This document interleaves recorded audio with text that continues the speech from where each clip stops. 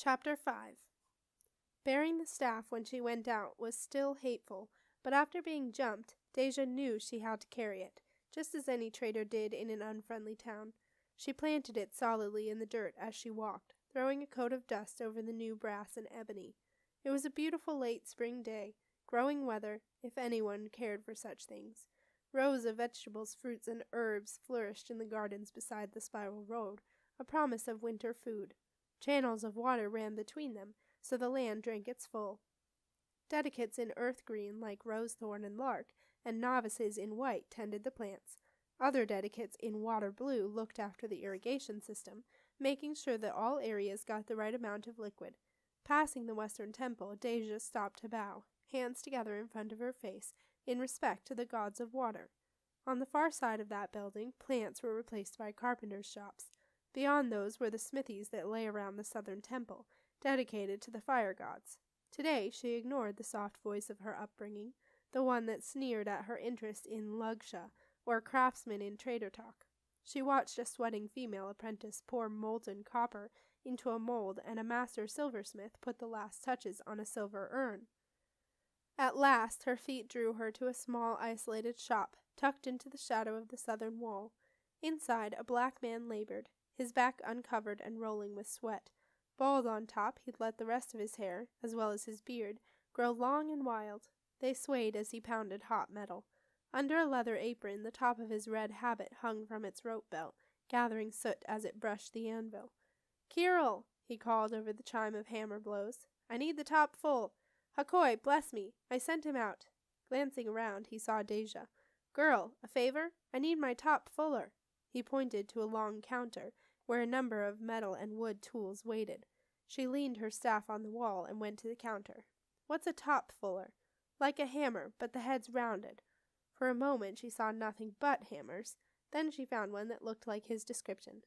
"This?" she asked, picking it up. It had weight in her hands and authority. Her skin prickled with excitement. She'd never touched a smith's tools before. "That's it." She thrust the fuller into his grasp. He struck the hot metal with the rounded end, flattening red-hot iron to one side. "Prentice had to get a bucket," he explained between blows. "Should be back by now." "What are you making?" she asked, watching the pattern of his strikes. He pushed the metal with the top fuller's rounded head until it bulged in back of it like pie crust under a rolling pin. The metal glowed a dull, sullen red, its smell sharp and bitter. He lifted the piece. "A strap for a door, when I'm done with it." Deja raised her eyebrows. The metal was already 3 feet long. It must be a dreadful big door. The smith grinned. Not once did the steady blows of his fuller lose rhythm. "It is. The Duke's treasury," he explained. "There'll be 8 straps, all told. 2 of the finished ones are over there." He nodded toward the counter. Next to it she saw a pair of long, thin pieces of black iron leaning against the wall. "Take a look if you wish." Deja obeyed. The finished strips were 4 feet long. Something under the surface of the metal moved as she looked at it, while the muscles that flexed under the man's skin. Were there letters in the iron? Frowning, she reached out, then yanked her hand back. "You can touch 'em," called the smith. "They won't bite." Deja smiled and ran her fingers over the beaten metal. The iron was cold, but warmed quickly when she rested her hand on it. "I thought I saw letters here a moment," she commented, as much to herself as to the man. "Letters, is it?" It was hard to tell what he thought from his breathless voice. "Well, you're right. Not everyone sees them, I have to tell you." "I can't see them. Not any more." She rubbed her fingers over the metal. The sound of feet approaching at a run made her flinch and grab her staff. "Frostpine, you wouldn't believe how slow they were." A huge young man with braided fair hair and blue eyes came into the forge, a bucket in each hand. His run had tossed both hair and a soot-streaked white habit out of order. If I was the Duke's Grace himself, they still would have taken forever. He looked at Deja as he set his burdens down. "So I made them give me 2 buckets. "Don't fret," the smith replied, thrusting the metal that he worked back into the forge fire. "This lady helped me. Going to the water barrel, he lifted out a dipper full of liquid and drank it all. The second dipper he poured over his head. The third went down his throat." "What's your name, youngster?" he inquired. "Deja." "Well, Deja, would you mind standing by to mop my fevered brow? Then my friend here can put 3 more bars in the forge to heat and check our coal supply." "Hekoi, scorch me! The coal!" cried the youth, and ran outside. His master winked at Deja. "You may have gathered that I'm Frostpine. That was Kirill, my apprentice." She ducked her head to hide the grin until, peering at him, she saw that he grinned too. She took the handkerchief that he offered her. Frostpine shook the water from his hair and beard, much as a dog might, then drew a cherry-red piece of metal from the fire. Triss was half drowsing on her bed when someone banged on her door and opened it. With a shriek, she sat up. "How dare!" Her throat seized on the rest. It wasn't the thief boy, as she expected, but Nico. "Come on, let's take a walk. It's time to sort a few things out." She scowled at him. "I don't want to." "Now, Tristana." There was a hint of steel in that clipped voice, and more than a hint of it in the man's black eyes. Dared she refuse? Traveling with him, she had to obey, but now? He wasn't Temple. He was a guest. Could she ignore the fact that he was a guest who worked for the temple and spoke comfortably with honored Moonstream? "Did you ask Lark? Maybe she wants me to learn the house rules." "Lark has already given permission. Up, young lady." Grumpily, she descended the stairs behind him. She was not beaten yet, however. Seeing Lark in the weaving room, she put her head in and said, "Lark, Nico wants to take me somewhere." Lark was sorting through skeins of colored thread. "That's right, Triss. Obey Nico as you would Rosethorn or me," she replied, her mind plainly somewhere else. Nico grinned at Triss wickedly. "Good try. Come on now." Once on the spiral road, he walked so quickly that his gray robe flapped behind him. Triss struggled to keep up. They left the temple city through the south gate, crossing the flat expanse of road that lay between the wall and the cliff. They reached the grass fringe on the far side. When Nico stepped off the cliff's rim, Triss squeaked. He looked back at her. "There's a path," he told her, amused. "Come on." Gingerly, she obeyed. There was a track of sorts, twisting down through the tumbled rock, earth, and stunted trees. She scrambled along, catching her skirt on roots. The man stopped on a broad ledge just 200 yards above the rocky shore. A cave opened onto it, stretching back into the cliff. Triss couldn't see the cavern's rear wall. "This will do." Nico sat cross-legged just inside the cave's mouth. He patted the ground next to him. "Have a seat." She mopped her sweaty face on her sleeve. "Why?" "Because I ask. Because you don't have anything else to do just now. I'd actually meant to talk to you when we traveled together, but I forget what distracted me." "You found out the captain had been to the Strait of Dragons," she said patiently. "You wanted them to tell you about it." She'd enjoyed those tales herself. "And right after I got here, you had to leave again in a great hurry." "That's right. I had the vision that third ship Kasuba was about to put to sea. Well, nothing's going to interrupt now. Sit, please." Grudgingly, she obeyed. He looked at her and sighed. "I wish that by now you could trust me." She looked out through the cave entrance, at the clouds. "Everyone I ever trusted sent me away," she said flatly. For a while, he said nothing. Triss, glancing at him, saw a look of pity that made her blush with embarrassment. At last, he reached over, squeezed her fingers, and let go. "Then I will just have to hope that you change your mind some day. In the meantime, you're going to learn meditation." "Why?" she demanded. "The others don't have to. They start tomorrow. As for you, why now?" His eyes held hers.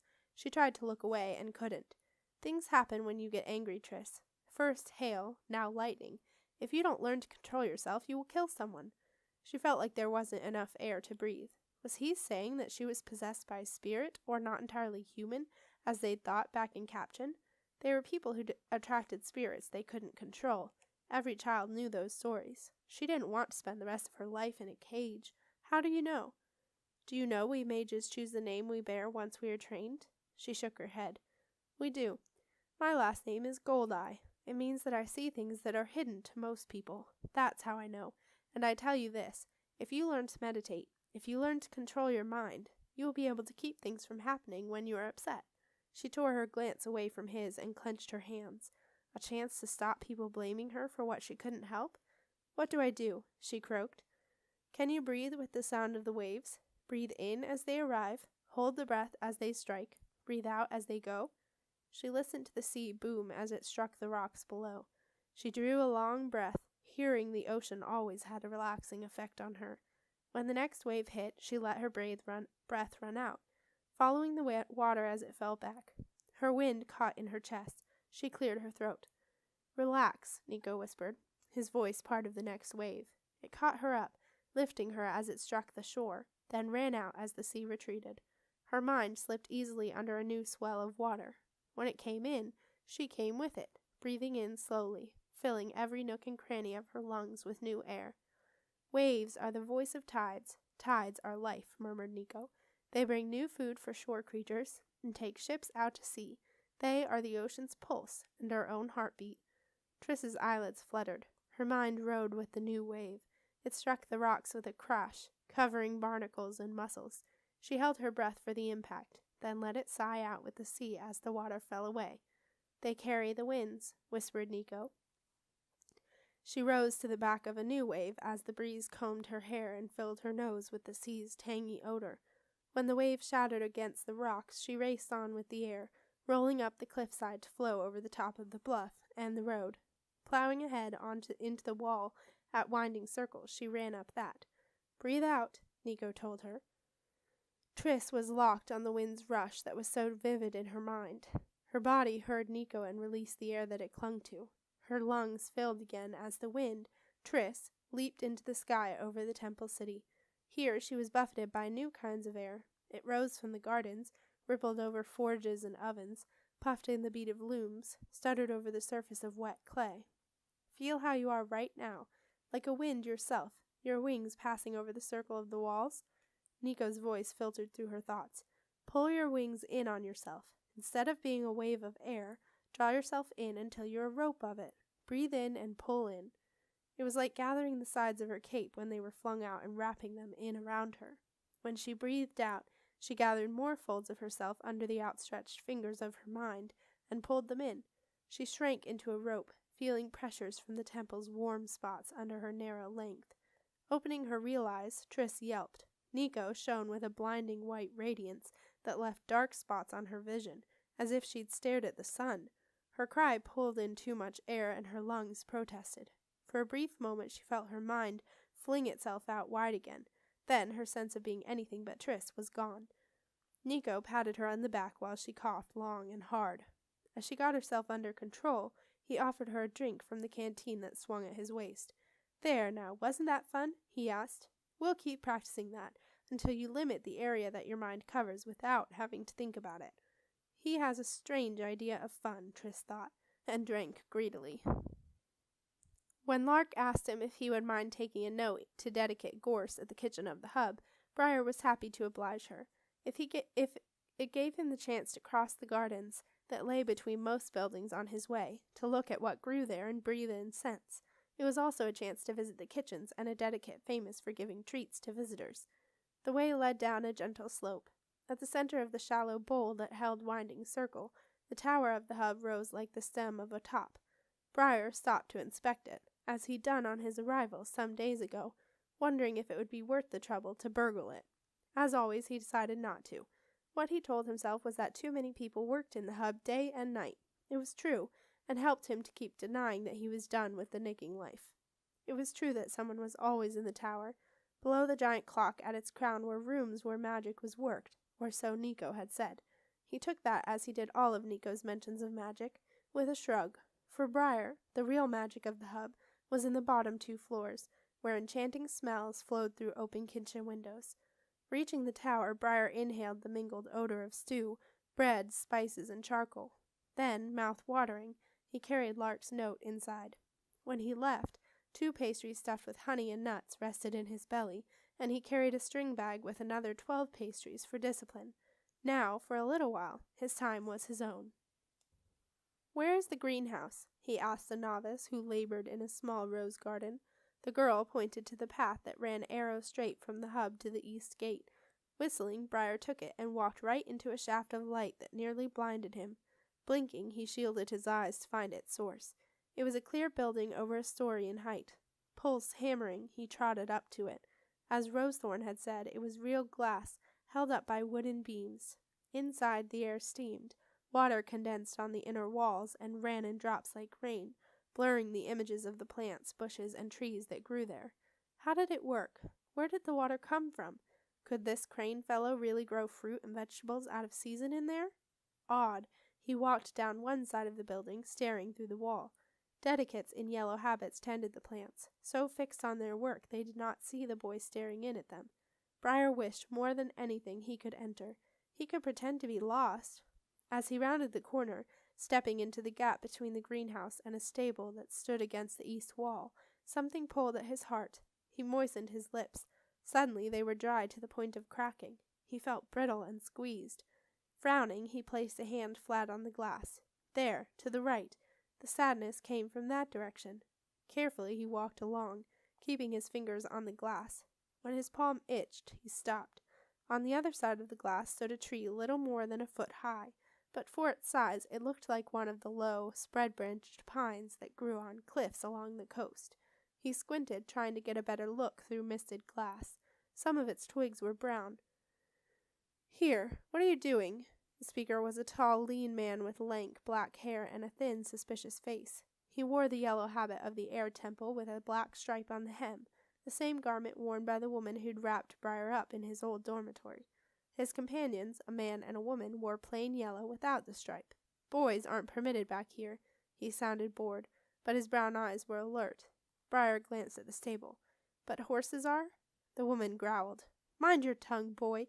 This is Dedicate Crane, first dedicate of the air temple that you're speaking to." Crane raised a hand to silence her. "Where are you housed?" he asked, looking down a very long nose at Briar. "Have you permission to creep around?"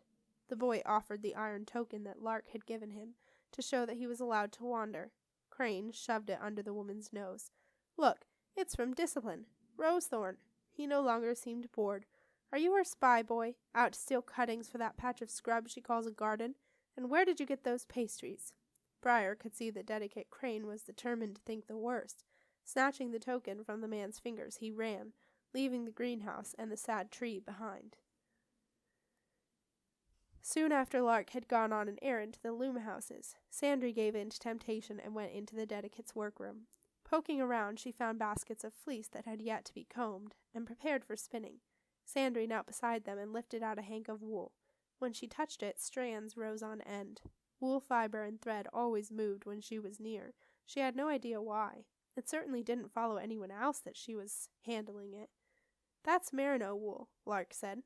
Sandry yelped. The wool twisted in her hands and trapped her fingers. Lark knelt beside her. "It's my favorite, but I don't use it to teach someone just learning to spin. The fibers are very short, which makes it hard to work with." Sandry tried to scrape the suddenly contrary fibers off her hands, but they refused to come away. "It normally isn't disobedient. It must like you." "Enough," Lark ordered. Sandry didn't think that Lark meant her. "Let go." She dragged her fingers across the girl's palms. The wool followed her, shaping itself into a neat strip. "It's a kind of magic," Lark murmured. "Look how fine each hair is. Pick one out. Just one." She offered the strip to Sandry. Careful, the girl grasped a single hair and drew it away from the others. "Now pull it apart." Sandry obeyed. With just a quick tug, the hair snapped. "By itself, it's weak. There's little work you can do with it." Lark smiled. "Put it back with its friends, and things change." Sandry reached over and pulled away a few more hairs. "Roll them together," Lark said. "Twist them as you would yarn. Now try to pull them apart." Sandry obeyed. The twisted thread held, no matter how hard she tugged its ends. "I wish I could spin. I wish I could make things stronger. Instead, I'm always told nobles don't spin or weave," she whispered. "They say needlework is all I should want to do, and then they tell me I do too much of that." "Why were you taken up before Honored Moonstream?" the woman inquired gently. "Why were you sent here?" Sandry blushed and looked down. "I kept sneaking off to the loom houses." Lark drew a bobbin from the pocket of her habit and pulled an end of thread free. When she let it go, the thread stretched, snake-like, toward her, then to Sandry. When Lark held the bobbin out to the girl, the thread fought to work itself free of its anchor. It twined around Sandry's finger when she reached for the bobbin. "Silk likes you too," Lark said. "That's unusual.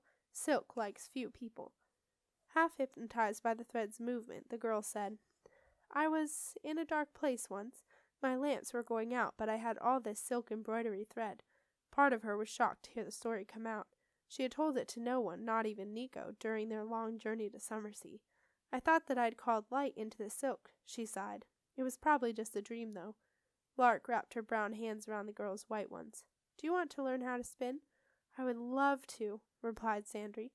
"Do you know how to prepare wool for it?" Lark asked. Sandry nodded. "Perissy, my nurse, taught me how when I was little. She hadn't let me do it for a long time. She said I was getting to be a lady. Gently, Lark smoothed Sandry's hair. Then find me a basket of rolags, if you please, and a drop spindle, one with no leader on it or thread. Next to the uncombed wool was a straw basket with a cloth lining. It was filled with the long rolls of combed wool called rolags. Sandry picked it up and offered it to Lark, then found a spindle that had no yarn or thread on it. Bare, it looked like a child's top, with much too long a stem. When Sandry took it to Lark, the woman asked, "Do you know the names of the parts?" The girl shook her head. "All the ones I ever saw were being used, and I got scolded for asking." "You won't be scolded for asking questions here." Lark pulled the wooden disc off the stem. "This is the whorl." In her other hand she held up the stick. "Here's the shaft. The whorl fits on the short end like this." She thrust the pointed end of the shaft through the hole in the whorl. Putting the complete spindle on the floor, she grabbed the long stem and twirled it, as if she played with a top. Like the toy, the spindle whirled on its point. With spinning, you learn how to control the spindle and how to feed your wool to it at a steady rate. That's why you see even 5-year-old children spinning. It's easy enough once you learn how. I'll show you how to place the leader yarn and how to store your spun thread later. Right now, there's something I need to see. She drew a piece of yarn from a pocket. In a series of quick movements, Lark fixed it around whorl and shaft and tied it in place. This string is your leader, the thing that makes the thread happen. She held out a hand. "Give me a rolag." Sandry took one of the specially prepared bunches of wool from a basket and put it in Lark's outstretched palm. "Watch," Lark ordered. Overlapping the end of the wool with the end of the leader yarn, she gave the spindle a gentle twist. As it turned, Sandry could see the yarn and the fibers attached to it twirl until the loose fibers wound themselves into a tight string. Her grip on leader and wool just tight enough to keep everything from dropping from her fingers. Lark allowed the spindle to fall slowly to the floor, hanging from the new thread. A bit at a time, she let new fibers from the rolag get caught in the twirling thread, until they were thread as well. "I love this work," Lark murmured. "It's soothing." Sandry nodded, eyes never leaving the spindle. No matter where we traveled, I watched the local women as they spun. It always seemed like magic. It is magic, and there's magic you can do with it if you have the power. To take something tangled and faulty and spin it until it's smooth and strong. Now there's work that's worth doing. She halted the spindle, keeping her new thread stretched between it and her hand. "Take it. Don't let it spin backward or the work comes undone." Nervous and eager, Sandry obeyed. Both spindle and thread felt very warm to the touch. Lark slipped the wool rolag into the girl's right hand, pressing the point where fiber became thread between Sandry's thumb and 2 fingers. The girl squeaked with surprise and dropped the spindle. It whirled in reverse. The leader yarn lost its grip on the new thread, which untwisted itself. She was left with a handful of unspun wool. "Donkey dung!" Sandry blushed. "I'm sorry. I didn't mean to." Lark chuckled. "I know exactly how you feel. It happens so much faster when it all goes to pieces. Pick it up. Lay 2 inches of leader yarn over 2 inches of wool fiber." As Sandry obeyed, Lark went on. "Think of something outside the work. Your heartbeat, perhaps, or your breathing. Twirl the stem clockwise. Draw the wool gently from the rolag into your thread. Let the spindle drop slowly to the ground as your new thread lengthens." Sandry trembled still as she flicked the stem to the right. The spindle twirled. She had to let the tool fall, but she also had to feed bits of wool into the thread. She could only use one hand to steady her new thread, because didn't she have to give the stem of the spindle another twirl? It must be winding down. She looked down just as the spindle slowed almost to a halt, then twirled in the opposite direction. The thread fell apart, dabs of wool dropping to the floor. "Cat dirt, cat dirt, cat dirt," she muttered, smacking her forehead. Patiently, Lark helped her to begin again. "Think of a rhythmic sound, one you like to hear, one that's soothing." Lark's voice was soft and as warm as honey. Listening made Sandry a bit drowsy. "Close your eyes for a moment and listen for it. It'll help you keep control over the spin." Eyes shut tight, Sandry listened, though she wasn't entirely sure what she listened for. A rhythmic sound, a soothing one? Her thoughts skipped to the past, to last winter. After she had come out of the storeroom, Nico had found her a bedchamber in the Hatteran King's palace, above the room where the royal weavers did their work. Lying in bed, staring at the ceiling, at first she had refused to take an interest in anything. Why did she have to? Her entire world was dead. The beat of looms under the floor pressed on her. Without her wanting it, the bump thwack they sounded, dawn to dusk wove into her breath and heartbeat. One sun's day, soon after midwinter, all the looms fell silent. This happened every sun's day, which was a rest day, but she had never cared before. Now she was restless, angry. She had slept badly. The next day the chorus of looms began at dawn, and she sat up to listen. When Nico arrived an hour later, she still sat up. Looms sounding in her ears, Sanderline Fatorin spun. "I have to wind the thread," Lark murmured. The girl blinked and looked at her work. With the dedicate to guide her hands, she had managed to spin 2 entire feet of thread. It was perfect, except that there were 4 large bumps, each the same distance from its fellows. "Where did those come from?" she asked, confused. "I didn't feel any lumps." "You were thinking of new life," Lark replied. "You thought of it, and you spun it." "Then new life has lumps in it," Sandry remarked. "Let me try this again. Better yet, we start afresh. Let's take the old thread off." The dedicate's slender fingers undid the ties that bound Sandry's thread to the spindle. She wound it onto a bobbin and let it in the girl's lap. "Keep that," she said, "and keep it safe. It's your first thread. It's important." There was plenty of light remaining in the day when the Discipline's residents gathered for supper, without Nico. Carving the chicken, Rosethorn looked around the table and said, "You, boy." "Briar," he said quietly. He was afraid to look at her. She might remember that he touched the plants that wound around strings and punish him. "Briar, you have hands attached somewhere, do you not? Pass the bread to—" Rosethorn squinted at Tris. "Tris," Lark said helpfully. Rosethorn made a face. "And you, Sandry, I'll take that." The girl handed over a bowl of rice, lentils, and onions. "And this one?" Rosethorn nodded toward the trader. Deja stared into space, hearing the ring of fuller on hot metal. She didn't notice that Rosethorn was trying to pass a dish of chicken to her. At last the dedicate thrust it under her nose. Deja came to herself with a start. "What?" she asked, startled. Briar snickered. "Deja, is it? I remember now. Well, Deja, would you be so kind as to relieve me of this?" Rosethorn demanded. "Before my hand falls off?" A blush stained Deja's cheeks. Hastily she took the plate. Rosethorn looked at Briar, who was eating as fast as he could. "Slow down," she ordered. "By the time it reaches us, the food no longer tries to run off the dishes." Briar met her gaze. Under fine brows knit together in her normal irritated expression, she had large brown eyes with a touch of humor in their depths. His pace slowed, as if his mouth had a mind of its own. Briar heard it ask, "What does it mean when a tree has some green leaves and some brown?" He cringed, waiting for a slap. Rosethorn frowned. "Did you see it in the fall?" "No, today." She wasn't going to hit him? It's what any grown-up would have done, back in Dead Man's District in Hajra.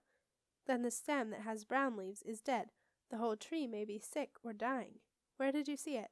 He winced. It had been hard enough just to ask. He wasn't at all ready to mention Dedicate Crane. "Around," he said vaguely. Rosethorn sipped her juice. "Well, if you see it again around, let me know. Perhaps I can help. There's no reason for any winding circle tree to be sickly."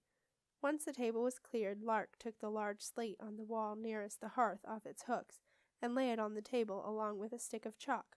"The schedule," she said, black eyes impish. "Yours includes chores and lessons." All 4 children groaned. "I knew you'd be happy," Lark commented. "Now, first in the day, everyone cleans her or his room. Some mess is all right, but make your beds, sweep your floors, and clean your wash basins before you come to breakfast. After that, we'll do chores inside the house." She bent her curly head over the slate and began to write. Briar frowned. "What if I don't know how to do any chore stuff?" Lark smiled. "We'll show you." "I've done housework forever," Tris said glumly. "It's not hard to learn." She looked at the others, wondering how good they would be. Sandry had probably had servants all her life. The only things Tris knew about traders were tales of secret rituals, and how they cheated merchants. Did the tales mention cleaning and sewing? She couldn't remember if they did. "I'd better not get stuck doing all the work," she muttered. "You won't," Lark replied. "That's why I do a schedule. As the moon goes from full to full, you all share the chores. No one gets stuck with the hardest ones every time." "We have terrible ways to ensure no one cheats," Rosethorn said, leaning back in her chair. 4 pairs of eyes fixed on her as the children tried to guess if she was joking or not. The tiny smile on her lips was not at all reassuring. After chores, Lark announced, "You'll learn to meditate, under Nico's supervision." "What's meditation?" asked Deja. "It's clearing your mind," replied Lark. It's controlling your mind, Rosethorn said at the same time. Lark smiled. As you can see, it serves more than one purpose.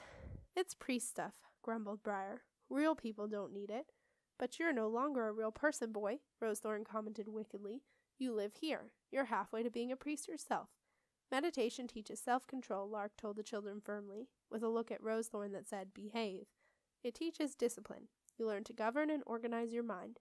Since a few of you were sent here because it was thought you were ungovernable, Sandry, Triss, and Briar turned red. Meditation could turn out to be the most important thing you do here. It can't hurt, and it might help, added Rosethorn. Lark examined the slate. After that, midday and cleanup. Then, during the summer, Winding Circle has a 2-hour rest period during the hottest part of the day. That time's yours. After it, we'll arrange for lessons of some kind. I'll take care of that sometime this week. Then supper and cleanup. Here we bathe daily. After supper in the Earth Temple. Free time for a while, then bedtime. She looked at Deja and Briar. We didn't take you to the baths last night because you were still getting settled. That was an exception, not the rule. Aren't temple baths just for dedicates and novices? Asked Sandry. We have permission to bring our charges, Lark replied. It's easier on everyone. She looked at the children's faces. Don't look so glum. On Sun's Day, your time is your own, provided you behave, and there are holidays and days when your teachers won't be available. We'll try not to work you to death. Any questions? No one said a word. Then get your bathing things and meet us here. The group split up to collect soap and sponges, the undyed robes given to them by the temple, and wooden shoes to keep their feet out of the dirt. When they assembled at the back door, the only one missing was Briar. Rosethorn stuck her head into his room. The boy was inspecting one of the plants that she had pulled from the ground during the day. Come on, my lad, she ordered. That nettle had better go back in the compost heap where it will do me some good. I don't want it seeding in my garden. I washed day before yesterday, he retorted. How can a plant do good in a heap and not the garden? It helps the compost to ferment, so the compost makes better fertilizer. The fertilizer helps plants I want to grow. If the nettle stays in the ground, it chokes out other plants. Get moving. He stared at her, gray-green eyes stubborn. You and Nico. I never washed so much before. I'll catch my death. Nonsense. Think how nice you smell. When he didn't move, Rosethorn's eyebrows twitched together. I've used up my week's allowance of patience, boy. Everyone bathes here every day. You don't have a choice. He bit his lip. If he refused, she might get rid of him, and she knew about plants. Then he thought of something and grinned. Unlike Sotat, here the sexes bathed separately. He'd wait until the women entered their side of the bathhouse and returned to the cottage. Making a note to wet his hair to convince them, he gathered his things and followed the others outside. A slender, long-haired figure in an undyed robe awaited them at the bathhouse. I hoped to find you here, said Nico with a charming smile. I thought it'd be company for Briar. He draped a thin arm around the boy's shoulders, steering him toward the door to the men's baths. I know all these new experiences must be unsettling for you. Briar scowled at Lark and Rosethorn, who ducked their heads to hide grins. Have a nice wash, Sandry teased as she walked by him. Make sure to get behind your ears, kid, Deja added. Where did she learn that bit of street argot? Inquired Nico. No, don't tell me. I know. Come, Briar, the sooner we begin, the sooner you can dry off.